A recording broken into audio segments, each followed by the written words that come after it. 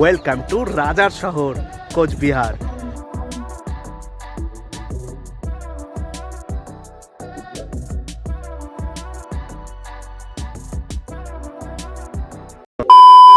তো গাইস, এই হলো কোচবিহার স্টেশন। তো আমরা স্টেশনের বাইরে দাঁড়িয়ে আছি, এখন টোটো নিব, দেন চলে যাবো রাজবাড়ি। গাইস আমরা বসে গেছি।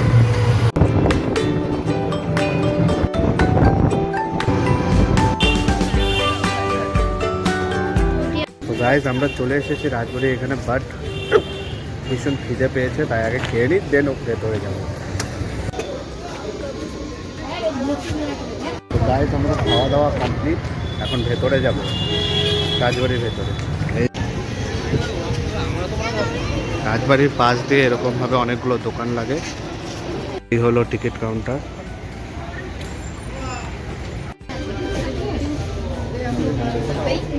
তো গাইস আমাদের চেক ইন হয়ে গেছে আর আমরা ভেতরে চলে আসছি। তো গাইস আমি একেবারে প্যালেসের সামনে চলে এসেছি। চলো তোমাদেরকে প্যালেসটা একবার ভালো করে দেখাই।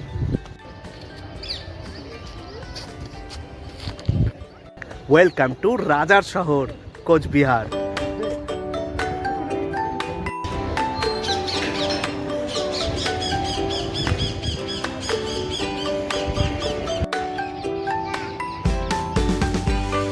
তোমাদেরকে তো রাজবাড়ির বাইরে থেকে দেখিয়ে দিলাম, এখন পালা ভেতরে। তো গাইজ এখন আমরা ভেতরে যাব, ভেতরে গিয়ে তোমাদেরকে দেখাবো ভেতরে কি কি জিনিস আছে, তারপরে এই গার্ডেন এরিয়াটা ঘুরে দেখাবো। এখানে আছে দুটা তোপ, রাজার আমলের। চলো ওকে গাইজ, চলো ভেতরে যাওয়া যাক। দেন এই গার্ডেনগুলো ঘুরে দেখাবো, ঝিল টিল আছে সেগুলো ঘুরে দেখাবো। হলো মেন করিডোর, মেন ঢোকার জায়গায়। এই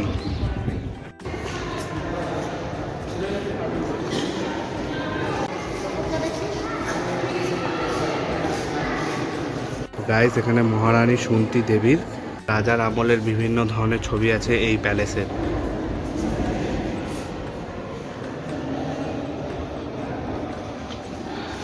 আর এখানে আছে সমস্ত রকম সব রাজা রানীদের ছবি, কার পরে কে এসেছে, কার কে এসেছে। হাতের মতো, তারপর হরিণের শিং, বিভিন্ন ধরনের শিকার যেগুলো করেছে, হাতির একটা স্ট্রাকচার মাথার, তারপর বাঘ। মহারানী ইন্দিরা দেবী আছে, আরও কিছু বিভিন্ন ঐতিহাসিক ছবিগুলো সব একটা করে দেখে দিচ্ছি। এর মধ্যে এখানে আরও কিছু ছবি আছে যেগুলো হিস্টোরিক্যাল।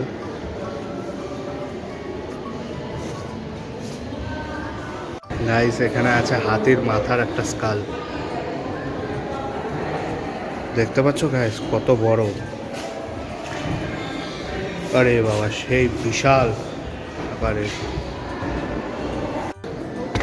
তো গাইস আমরা একেবারে এখন উপরের দিকে যাচ্ছি। এই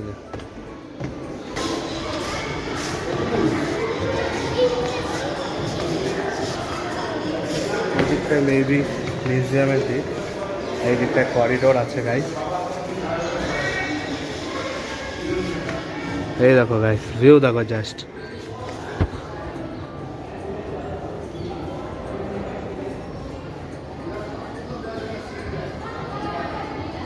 অসাধারণ, কোনো জবাব নেই। মহারাজা রাজেন্দ্র নারায়ণ। গাইস এখানে আছে রাজার আমলের অনেকগুলো আসবাবপত্র, গ্লাস, আরও বিভিন্ন ধরনের রাজার আমলের জিনিসপত্রগুলো আছে, বিভিন্ন ধরনের ডকুমেন্টারিগুলো আছে।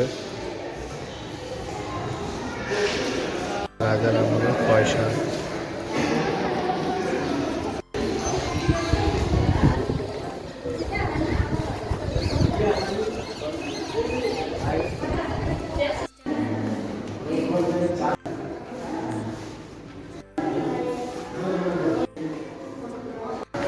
তো গাইস আমাদের বাঁ দিকটা ঘোরা হয়ে গেছে, এবার ডান দিকে চলে যাব, ওই দিকটায় গিয়ে দেখবো কী কী আছে ওদের সাথে।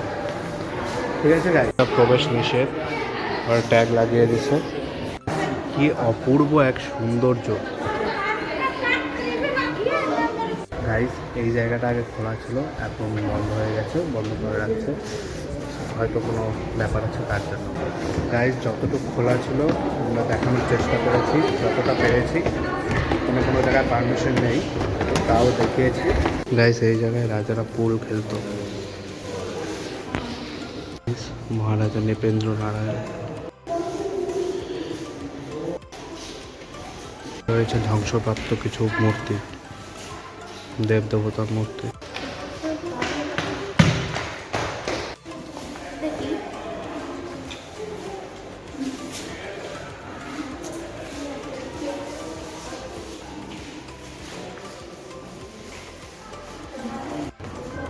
তো গাইস আমাদের এদিকে মূর্তি টুর্তি এগুলো সব দেখা শেষ, এখন দেখে আর কিছু বাকি আছে নাকি, দেন গার্ডেনে চলে যাব, নদীর ঝিলের ওই দিকে চলে যাব, ওখানে গিয়ে তোমাদেরকে দেখাবো। তো গাইস এখন প্যালেসটা তো ঘোরা কমপ্লিট হয়ে গিয়েছে, এখন এই বাইরে হচ্ছে ঝিল আছে, তো ঝিলটা তোমাদের দেখাবো, চলো। গাইস এই হলো ঝিলটা, এখন একেবারে কচুরিপানায় ঢেকে গেছে।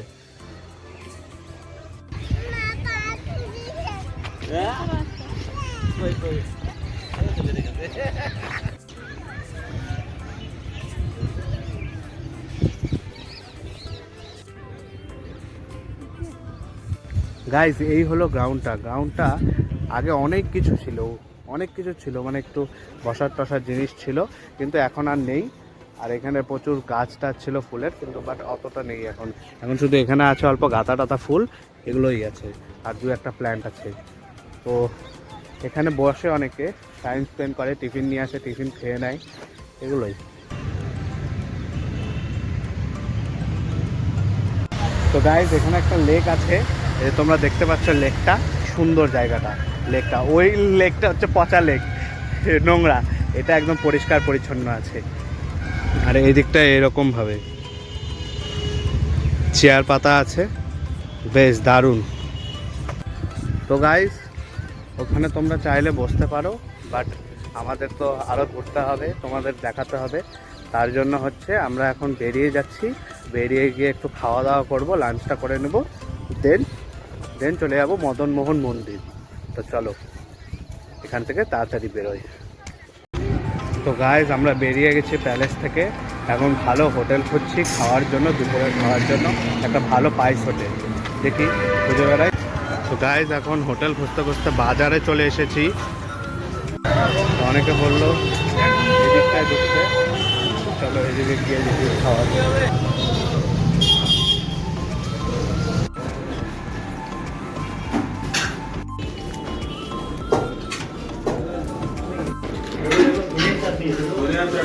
তো গাইস আমার পেছন দিকটা দেখতে পাচ্ছ, এই পেছন দিকের রাস্তাটা হচ্ছে ভবানীগঞ্জ মার্কেট, এই পেছন দিকের মার্কেটটা। তো এখানে গিয়ে সবজি ভাত খেলাম 30 রুপিস করে, আর হচ্ছে হোটেলের নাম হচ্ছে রঞ্জিত বিশ্বাস হোটেল, বেশ ভালোই ছিল খাবার দাবার, আফটারে যা নিবে সেটা আলাদা চার্জেবল, বাট ভালো ছিল খাবারটা 30 টাকা হিসাবে, কারণ আমাদের শিলিগুড়িতে 30 টাকাতে কিচ্ছু হয় না, 30 টাকাতে 2 পিস রুটি হয়, শিলিগুড়িতে 2 পিস পরোটা হয়, এখানে অনেকটাই সস্তা খাবার দাবারের দাম, দেখলাম বেশ ভালোই লাগলো, গুড ফর মানি। তো গাইস আমরা এখন আবার টোটো নিয়ে নিয়েছি মদনমোহন মন্দির যাওয়ার উদ্দেশ্যে।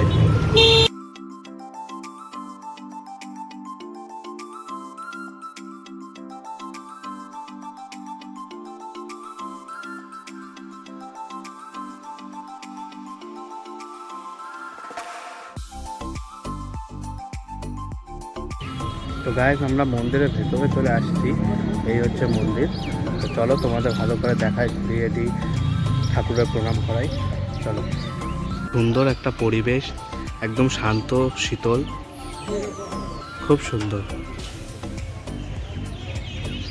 মেন ঠাকুরটা, বাট এখানে নিষেধ আছে। তো গাইস এখানে বেশ সুন্দর একটা জায়গা, চলো তোমাদের ভালো করে একটু ঘুরিয়ে দিই, খুব সুন্দর।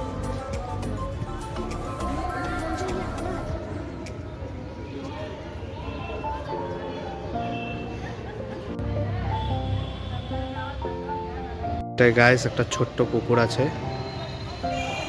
এখানে একটা জিনিস বুঝতে পারলাম গাইজ, যে এসে মনটা খুব শান্ত হয়ে যাবে। বেশ সুন্দর একটা পিসফুল জায়গা। আমাদের শিলিগুড়িতে এমন জায়গা খুবই কম আছে, কিন্তু আমার বেশ দারুণ লাগলো। একদম শান্ত শীতল। যখন মন খারাপ হবে তুমি এসে ঠাকুরের কাছে থাকতে পারো। রাধা কৃষ্ণর আছে, কৃষ্ণর আছে, মা কালীর আছে, সকলের প্রতিমা আছে এখানে। সবাইকে প্রণাম করছি। তোমাদেরকে আমি দেখাতে পারিনি কারণ ভেতরে হচ্ছে ক্যামেরা অ্যালাউ নেই, তো ছবি তুলতে দেয়নি।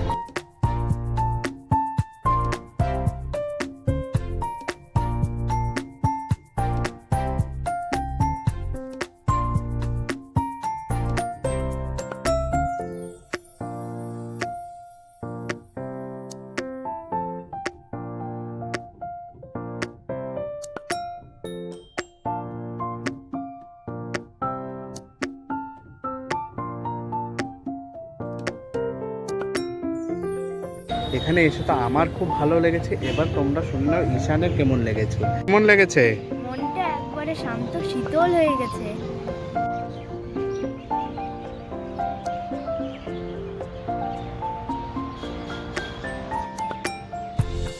তো গাইজ এখন মদন মোহন বাড়ি থেকে আমরা বেরিয়ে উল্টা দিকে একটা লেক আছে সেটাই যাব। চলো। এই হলো গাইজ উল্টো দিকের লেকটা। তো গাইজ আমরা উল্টো দিকে ঝিলটায় এসেছি। বাহ, বেশ সুন্দর। একবার দেখো তোমরা। যারা যারা এখনো মদন মোহন মন্দির আসুনি তারা অবশ্যই চলে এসো। খুবই সুন্দর। আর এই লেকটা তো আরও সুন্দর। বিকেলবেলা ভেতরে লাইটিং শো হবে, মানে লাইটিং শো না, লাইট জ্বলে, বেশ ভালো লাগে। তো অবশ্যই এসো। তো গাইজ আমরা মদন মোহন মন্দির থেকে বেরিয়ে গেছি। এখন যাচ্ছি সাগর দিঘি। সাগর দিঘি একটা ছোট্ট লেকের মতো আছে, খুবই সুন্দর। চলো, একই রাস্তার মধ্যে পড়বে, কোনো এক্সট্রা কিছু লাগবে না, হাঁটা পথে। এখান থেকে মাত্র 600 মিটার। তো চলো তাড়াতাড়ি হেঁটে হেঁটে চলে যাই সাগর দিঘি। গাইস, এখানে একটা ডক্টর বি.আর. আম্বেদকর স্যারের স্ট্যাচু আছে। এই জায়গাটা হচ্ছে ডিস্ট্রিক্ট চাইল্ড প্রোটেকশন ইউনিট। এটা সাগর দিঘি যাওয়ার রাস্তায় পড়বে। বেশ সুন্দর একটা বিল্ডিং, প্রাচীন বিল্ডিং, রাজাদের সময়কার বিল্ডিং। একদম রাজবাড়িগুলো যেমন হয় সেমনই লাগছে। এই হলো সাগর দিঘি। বেশ সুন্দর একটা পরিবেশ, খুবই সুন্দর। গাইস, পায়ে হেঁটে কোচবিহার শহর ঘোরার মজাই আলাদা। বেশ মজা লাগে, দারুণ লাগছে ভাই পায়ে হেঁটে ঘুরতে। রেলওয়ে স্টেশন, এখান থেকে যেই ট্রেন পাবো শিলিগুড়ির প্রথম, সেটাতেই উঠে যাবো।